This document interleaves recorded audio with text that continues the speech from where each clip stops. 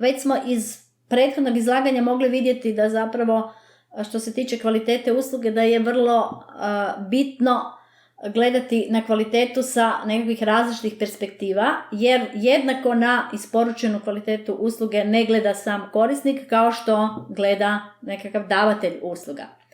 Proces isporuke kvalitetne usluge je proces osiguravanja da doživljena degradacija kvalitete bude unutar utvrđenih granica. Razumijevanje kako svaka interesna skupina gleda na aktivnosti koje se poduzimaju je zapravo ključno u stvaranju okosnice koja ukazuje na sve njihove potrebe. U osnovi za proces upravljanja kvalitetom usluge zainteresirane su dvije skupine, a to su korisnici i davatelji usluga. S korisničke točke gledišta važni su njihovi zahtjevi za kvalitetom i njihova percepcija primljenih performansi. Znači kako su oni zapravo doživjeli uslugu koja im je isporučena, a sa točke gledišta davatelja usluga važno je ono kako su oni planirali kvalitetu usluge i ta kvaliteta usluge se naziva ponuđenom kvalitetom usluge i kako je kvaliteta usluge postignuta, odnosno kakva je kvaliteta one usluge koju su oni isporučili. Taj koncept zapravo je prikazan ovom tu slikom. Idemo vidjeti što znači ta zapravo korisnička perspektiva. Već smo na prvom predavanju naučili da telekomunikacijska mreža zapravo ne služi samoj sebi, odnosno nije svrha samoj sebi, nego egzistira zato da bi podržala određene aktivnosti korisnika, a efikasno dizajniranje mreža će udovoljavati korisničkim očekivanjima. Općenito, korisnici nisu zainteresirani za to kako zapravo ta mreža funkcionira.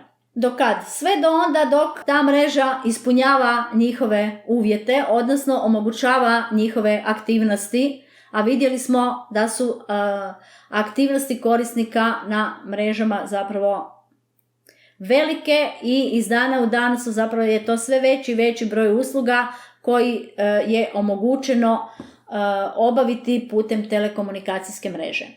Želje korisnika i njihovo razumijevanje mogu se primjerice izraziti performansama današnjih mreža koje oni ne vole. Koji su to primjeri? Znači dugo učitavanje nekakve web stranice, nepredvidiva brzina skidanja datoteka, loša kvaliteta videokonferencije, dugo vrijeme spajanja na poslužitelj elektroničke pošte itd. Te negativnosti potrebno je pretvoriti u zahtjeve visoke razine koje bi mreža trebala poštovati. Znači kako riješiti taj problem da nema dugog čekanja, da bude dobra kvaliteta video usluge i tako dalje. Ono što je važno naglasiti, ako mreža može udovoljiti zahtjevima uz prihvatljive troškove, korisnici bi trebali mrežu vidjeti kao uspješnu. Znači tu se spominju i troškovi. Bilo bi čak i bolje kada bi korisnici bili nesvjesni bilo kojeg drugačijeg ponašanja rada mreže, primjerice promjene u brzinama skidanja datoteke. Pretvori li se te korisničke pritužbe i ta njihova nezadovoljstva koje smo prethodno naveli u zahtjeve i to jezikom koji oni razumiju, tada korisnici mogu jednostavno vrednovati performanse mreže i čak sudjelovati u postavljanju određenih zahtjeva. Ti zahtjevi mogu biti iskazani na sljedeći način. Primjerice, učitavanje web stranice je ispod x sekundi. Zatim brzina skidanja datoteka tijekom radnog dana je između x i y kilobita u sekundi. Videokonferencije će uvijek biti prihvatljive audio kvalitete. Povezivanje s lokalnim poslužiteljem elektroničke pošte bit će manje od x sekundi itd.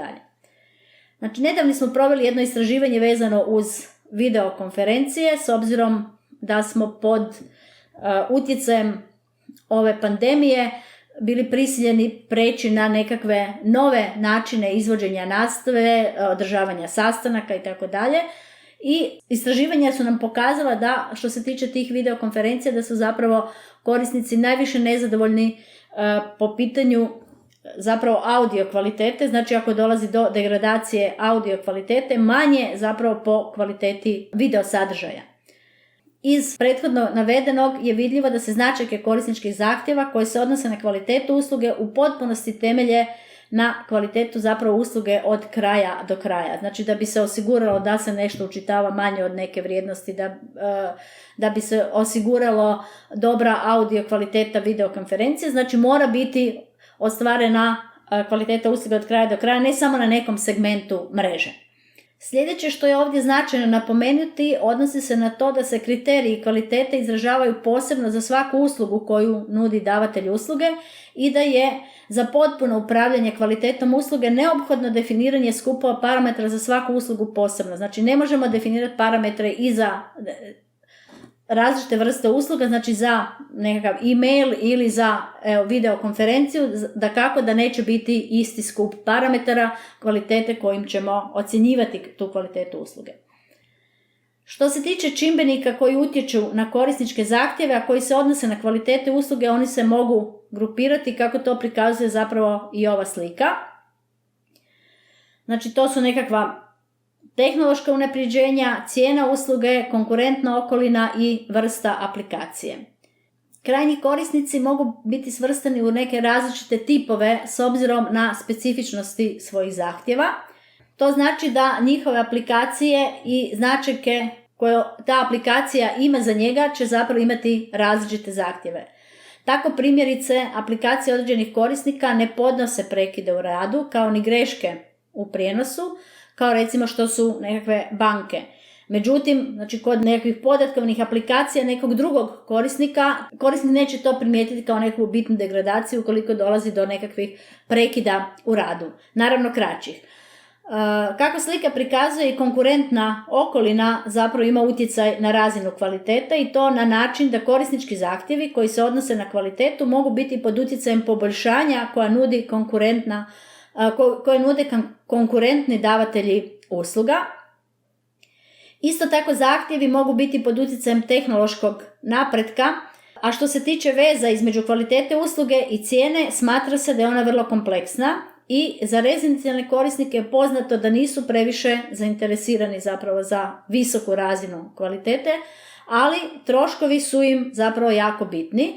S druge strane, imamo drugi ekstrem, su nekakvi veliki poslovni korisnici kojima su važne nekakve precizne transakcije informacija. Oni zahtijevaju zapravo vrlo visoku kvalitetu veze i troškovi im onda u tom slučaju nisu baš jako važni. Znači, definitivno ovisi o vrstama korisnika, pa će onda to utjecati i na spremnost plaćanja određene cijene, određene usluge, a ovisit će i o zahtjevima tih njihovih aplikacija.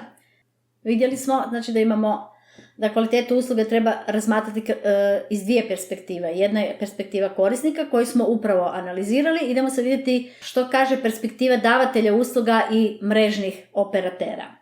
Znači vidjeli smo tamo da ima nekakva kvaliteta usluge, da razlikujemo kvalitetu usluge koju planira zapravo određeni davatelj usluge i onu koju je zapravo postigao.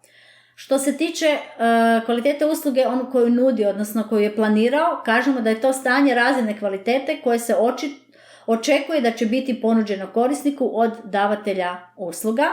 Razina kvalitete se u tom slučaju izražava propisanim vrijednostima za određene parametre kvalitete. Davatelji usluga mogu izražavati ponuđeni GOS u nekom netehničkom smislu. Zašto? Zato da bi bio zapravo razumljiv i samom korisniku. Koje su osnovne značajke ponuđene kvalitete? Može se to izraziti na sljedeći način. Kažemo da terminologija koja se koristi za izražavanje performansi i značajke usluge je terminologija davatelja usluga i mrežnih operatera. Ti termini su evoluirali tijekom vremena i premda postoji zajednička terminologija između mnogih davatelja usluga, još uvijek ne postoji nekakav ugovoreni skup definicija za izražavanje tih QoS parametara i samih performansi usluge. Zatim je ponuđena kvaliteta usluge se izražava za svaku uslugu posebno. Zašto? Zato što korisnici zapravo kupuju nekakvu uslugu, a ne cijeli skup usluga i vidjeli smo da zapravo usluge zbog svoje specifičnosti zahtijevaju, odnosno aplikacije korisnika zbog svoje specifičnosti zahtijevaju različitu razinu usluge. Zatim postoji diferencijacija razine performansi za svaku uslugu i ponuđena kvaliteta mora imati vezu sa korisničkim zahtjevima, odnosno mora biti izvedena iz nje, to jest ti parametri kojima je ponuđena kvaliteta opisana moraju imati sličnost s parametrima koji je zapravo postavio korisnik. Vidjeli smo tamo, ne želim da kasni, da mi se skida to duže, nekakav tekstovna datoteka duže od toga, ne želim da nešto kasne više od toga, ne želim imati lošu kvalitetu videokonferencije i tako dalje. Kvaliteta usluge koju davatelj usluga postigao, što zapravo ona predstavlja, kažemo da je to stanje razine kvalitete koju je davatelj osigurao korisniku, a izražava se pomoću vrijednosti dodijeljene određenom parametru. Ta vrijednost trebala bi biti ista kao i vrijednost specificiranog, odnosno ponuđenog OS-a, međutim, znamo da se zapravo to može razlikovati, a obično se te vrijednosti izražavaju za nekakvo vremensko razdoblje. Što se tiče tih osnovnih značajki isporučene kvalitete, možemo zapravo iskazati na sljedeći način. Isporučene performanse obično se postižu nekakvim mjerenjima koje podržava naravno mreža i zbog toga kažemo da su, znači, one objektivne. Određeni parametri mrežnih performansi mogu se nadzirati na način da se uzimaju uzorci vrijednosti tijekom nekakvog vremenskog intervala, dok se neki drugi parametri moraju zapravo kontinuirano nadzirati. Parametri koji se odabiru za mjerenje moraju imati izravne veze s parametrima koji opisuju zapravo ponuđenu kvalitetu s ciljem mogućnosti usporedbe, da se može usporediti jesmo li ispunili ono što smo planirali, odnosno što smo ponudili korisniku. To što nudimo korisniku najčešće se zapravo potpisuje sklapanjem ugovora između davatelja usluge ili operatera i samog korisnika. Izmjerene performanse mogu se prezentirati na dva načina. Performanse koje se izražavaju za svaki element posebno i performanse koje se izražavaju na osnovi od kraja do kraja. One performanse koje se izražavaju za svaki element mreže posebno zapravo imaju korist za mrežnog operatera i davatelja usluga koji nadziru isporučenu kvalitetu usluge. Za razliku od performansi koje se izražavaju na osnovi od kraja do kraja, one imaju značenje za korisnika i regulatora koji nemaju uvid u performanse svakog pojedinog mrežnog elementa, nego zapravo imaju uvid samo u ono što je zapravo isporučeno krajnjem korisniku. Već smo danas spomenuli ovaj pojam performansi mreže ili mrežnih performansi koji je zapravo blizak pojmu kvalitete usluge. Kako je ITU definirao zapravo performanse mreže? U preporuci E800 definira to na sljedeći način: kao sposobnost mreže ili njenog dijela da osigura funkcije povezane s komuniciranjem među korisnicima. U jednoj drugoj preporuci 350 opisno se navodi da performanse mreže iskazuju se parametrima koji su od značaja za mrežne operatere, a koriste se u svrhe projektiranja, konfiguriranja, iskorištavanja i održavanja sustava. Potrebno je razlikovanje kvalitete usluge i mrežnih performansi. Zašto? Zato što za kvalitetu usluge kažemo da je zapravo korisnički orijentirana i definira se u točkama pristupa usluzi, za razliku od mrežnih performansi koje su orijentirane na unutarnju strukturu mreže, a definira se na granicama elemenata za povezivanje tih, naravno, mrežnih elemenata. Općenito se može reći onda da kvaliteta usluge ovisi o zahtjevima koji se opisuju značajkama, a koje se nadalje preslikavaju i predstavljaju parametre kvalitete usluge čije vrijednosti se mogu mjeriti.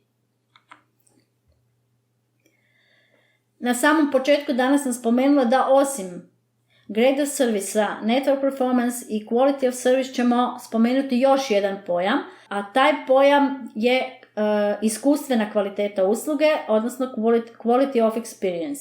Kakav je odnos zapravo tih kvaliteta usluge i mrežnih performansi? Prikazano je ovom tu slikom. Znači, kad pričamo o mrežnim performansama, znači sve ukupne mrežne performanse, što ih čini? Čine ih performanse pristupnih mreža, jezgrenih mreža. Zatim, ako uključimo i terminalni uređaj korisnika, onda pričamo o kvaliteti usluge, a ako uključimo i korisnika u to, onda pričamo o iskustvenoj kvaliteti usluge, pa je onda to ovdje zapisano, znači mrežne performanse čine zapravo performanse pristupne mreže i jezgrovne mreže, ono što možemo izmjeriti zapravo u mreži. Kvaliteta usluge, znači čine ju zapravo mrežne performanse plus korisnička oprema, zato kažemo od kraja do kraja. I iskustvena kvaliteta usluge, znači čine je ono što čini QoS, znači sve ovo plus korisnik, znači kako je zapravo korisnik percipirao određenu kvalitetu usluge. Znači kaže ovdje da parametri mrežne performansi određuju kakva će biti kvaliteta usluge, naravno, jer to što se događa u mreži će utjecati na to kako će raditi korisnička aplikacija, odnosno kako će korisniku biti prezentirani određeni sadržaji koji se prenose mrežom. Parametri kvalitete usluge određuju kakva će biti iskustvena kvaliteta usluge.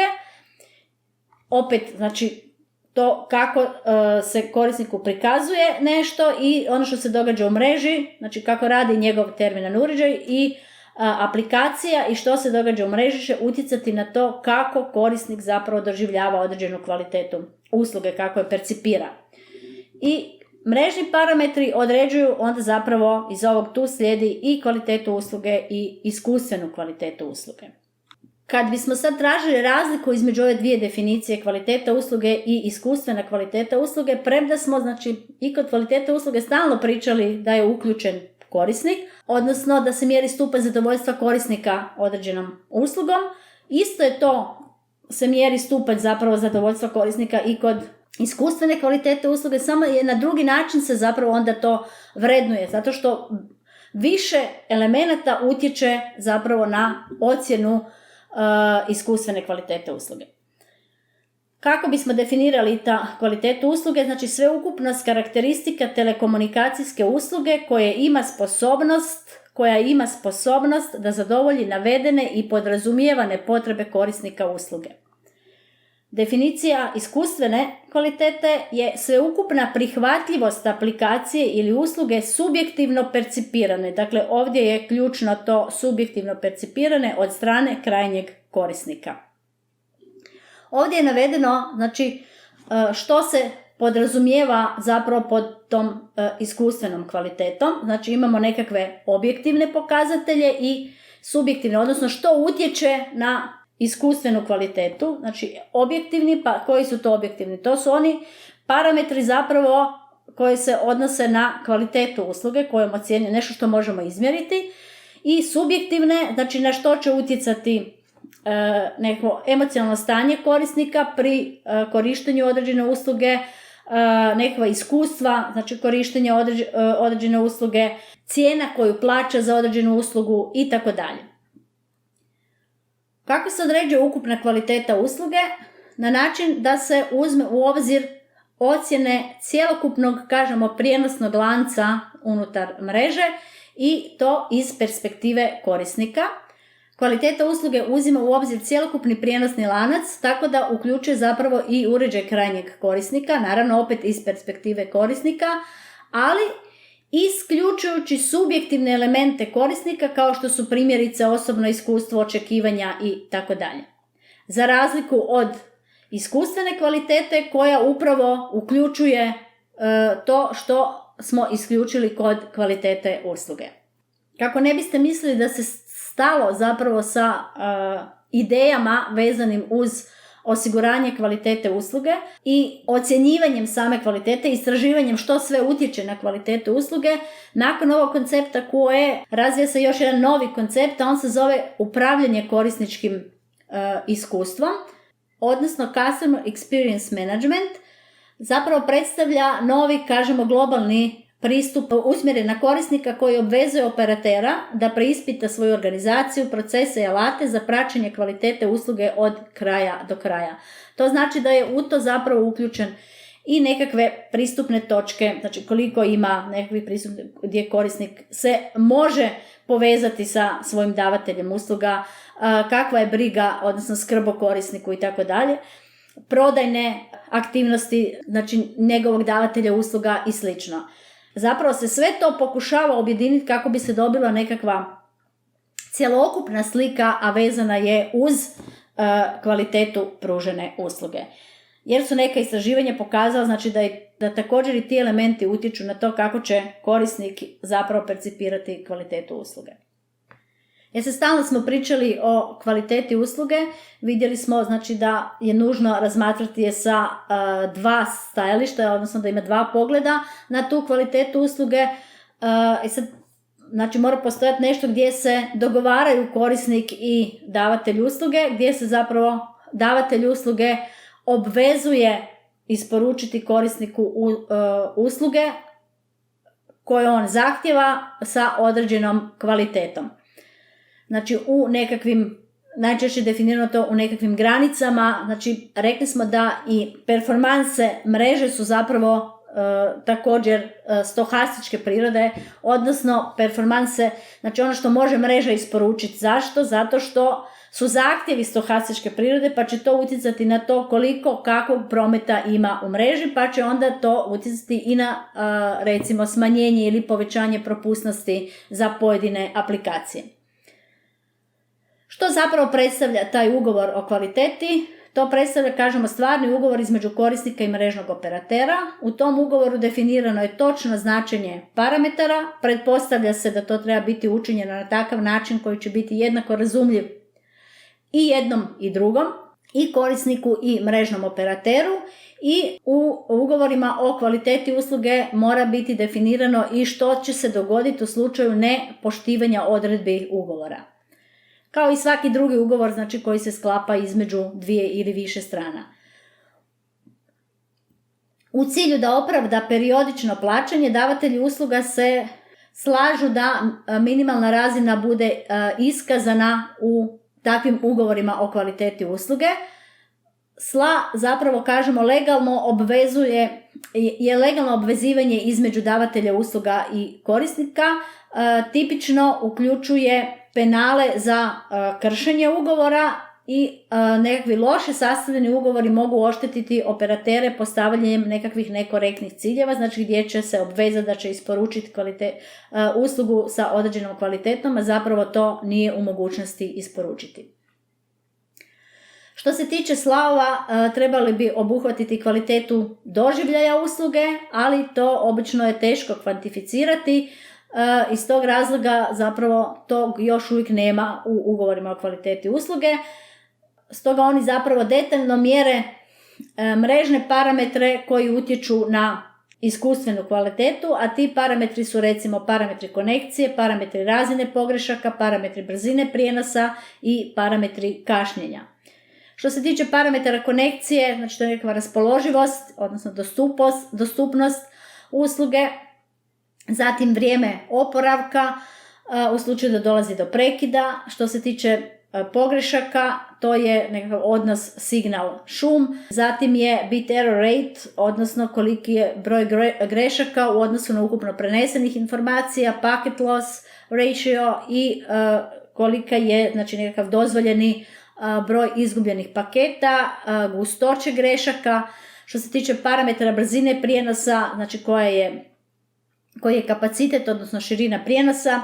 Zatim je propusnost, brzina kojom se prenose svi podaci na linku. Zatim se ima još jedan pojam, a to je good put, a on označava brzinu kojom se prenose samo korisni podaci na linku.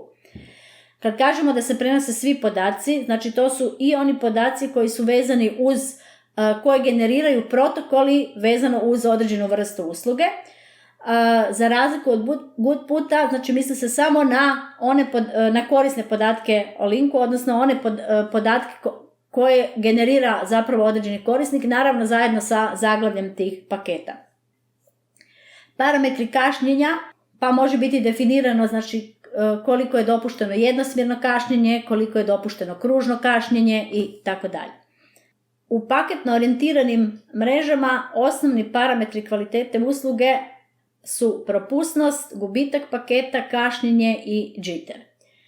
Premda smo već pričali o propusnosti, gubitku paketa, kašnjenju i tako dalje, i jitteru, nije na odmet to još jednom spomenuti. Znači, propusnost smo rekli da se naziva još i propusna sposobnost ili zapravo efektivni kapacitet. Taj parametar izražava zapravo efektivnu brzinu prijenosa podataka izraženu brojem prenesenih bita u sekundi. I ta veličina je manja od kapaciteta kanala, koja se također izražava bitima u sekundi. I rekli smo također i kroz današnje predavanje, a i kroz prethodna, da različite aplikacije zapravo zahtijevaju različitu propusnost. Što se tiče gubitka paketa, vidjeli smo što uzrokuje danas kroz one filmove, znači koji su to artefakti koji se pojavljuju u slučaju određenog broja izgubljenih paketa.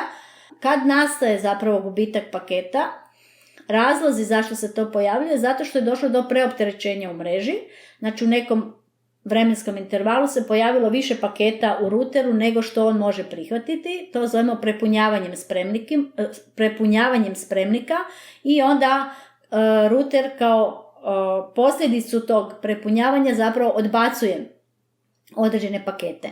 Međutim, kod nekih aplikacija i previše zakašnjeli paket se također smatra izgubljenim paketom. Iz tog razloga je u definiciju kašnjenja nužno zapravo uključiti i taj slučaj, znači da gubitak paketa može biti uzrokovan i prekomjernim kašnjenjem paketa.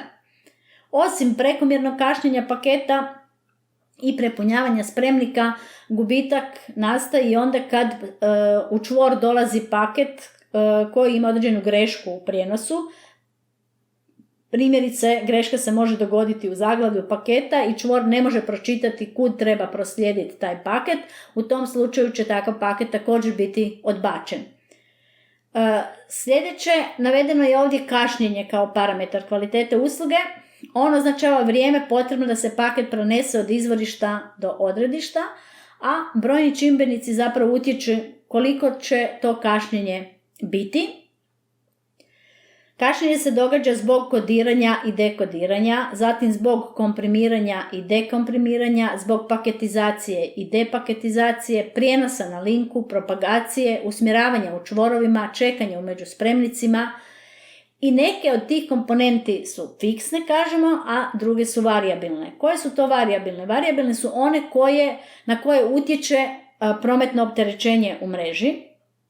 Znači, one komponente kašnjenja kao što su paketizacija i depaketizacija, komprimiranje i dekomprimiranje, one će biti fiksne. Zašto? Zato što to ne znači da će biti jednake za svaki paket i tako dalje, ali znači oni se mogu izraziti ovisno o tome koliko bita informacija je sadržano u nekom paketu, zato kažemo da su fiksne, dok su druge varijabilne jer na njih utječe zapravo prometno opterećenje. A to bi onda bilo što?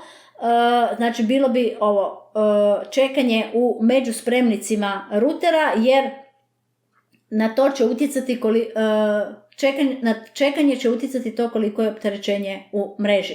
Što se tiče prijenosa na linku, prijenos na linku će ovisiti o veličini paketa i o brzini nekog linka. Sljedeće što je navedeno je jitter. Što se tiče jittera, prijevod za to bi bio varijacije kašnjenja, odnosno još bolji termin je kolebanje kašnjenja. Zašto? Zato što se tu izučava zapravo kašnjenje, zato što se pod tim smatra zapravo razlike u kašnjenju susjednih paketa iste sesije. Znači na ovoj slici prikazano, ovo bi bila situacija kad nema kašnjenja, znači sa istim razmakom kako je pošiljatelj odaslao pakete, sa istim tim razmakom oni pristižu na odredišni terminal.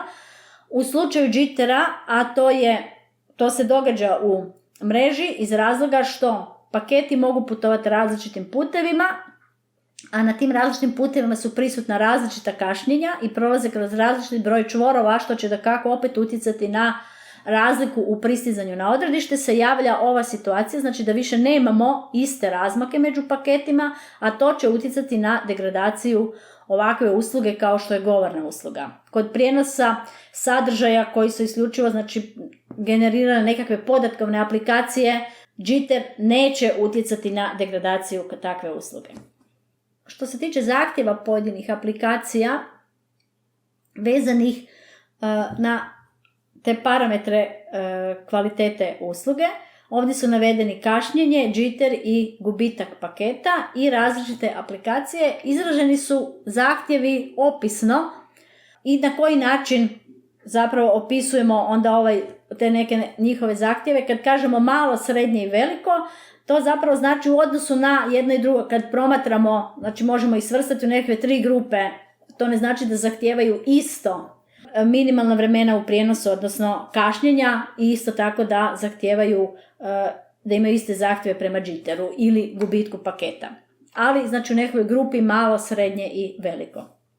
Kad pričamo o VoIP-u, Voice over IP, znači da se govor prenosi internet protokolom, to znači se prenosi paketima, kažemo da što se tiče prijenosa govora, znači on zahtijeva vrlo mala kašnjenja, odnosno možemo to reći i ovako da je jako malo tolerira zapravo kašnjenje. Isto tako što se tiče Jittera, znači podnosi male Jittere, odnosno malo tolerira, i gubitak paketa, što se tiče gubitka paketa, znači podnosi nekakve srednje vrijednosti izgubljenih paketa. To znači da sljedeće, da će taj razgovor i dalje biti razumljiv korisnicima, a drugo je to što korisnici koji komuniciraju govorom zapravo mogu si postaviti pitanje, ako nešto nisu razumjeli, onda će reći možeš li mi ponoviti, nisam te dobro razumio. Za razliku od nekih drugih aplikacija, primjerice idemo vidjeti e-mail u usporedbi sa tim VoIP-om, znači radi se o nekakvoj podatkovnoj aplikaciji, znači kašnjenje, dozvoljeno veliko kašnjenje, odnosno mogli bismo reći da nema nikakvih zahtjeva što se tiče kašnjenja.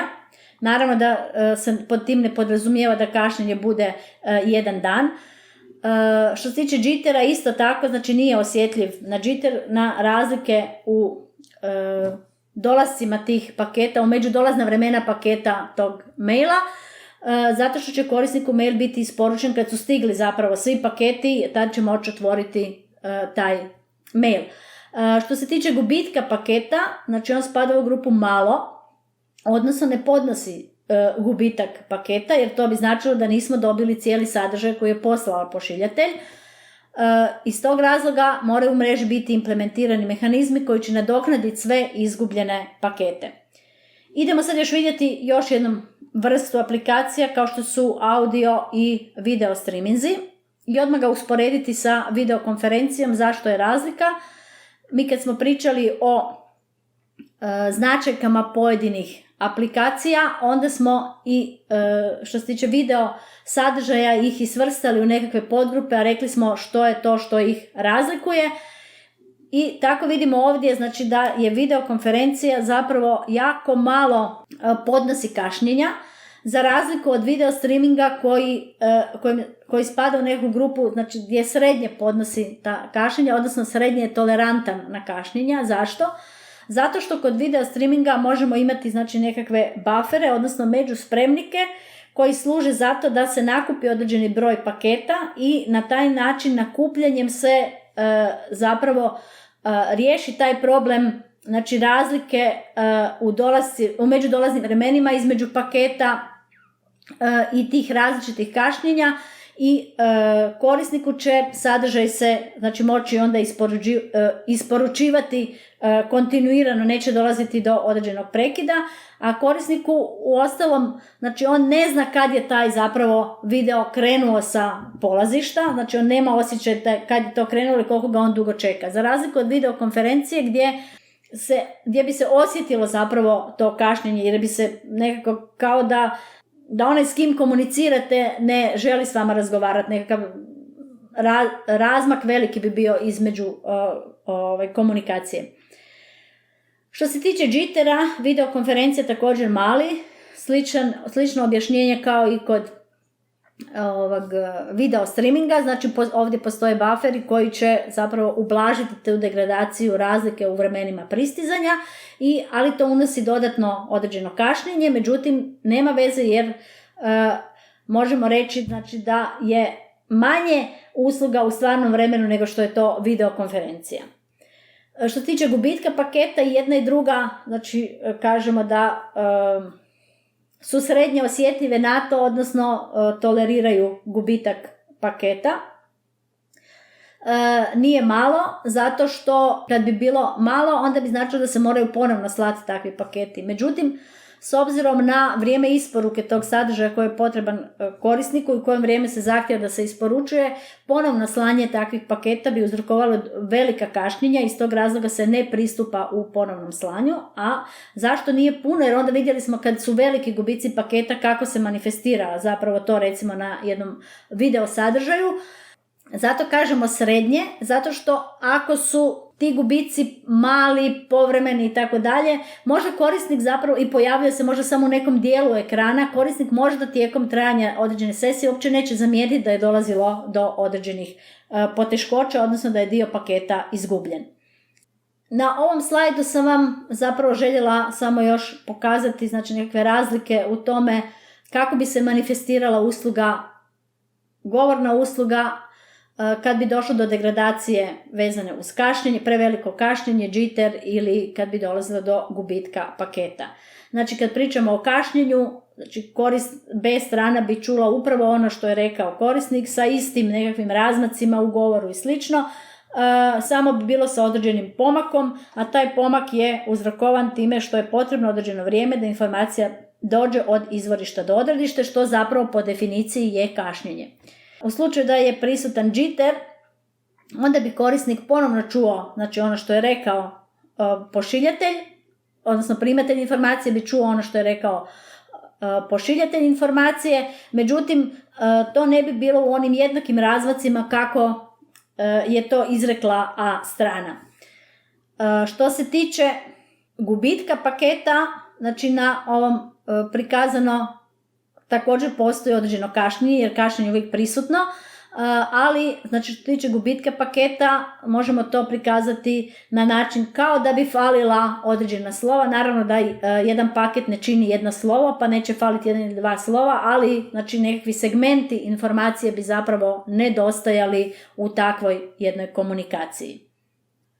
Time bismo završili i ovaj drugi dio današnjeg predavanja.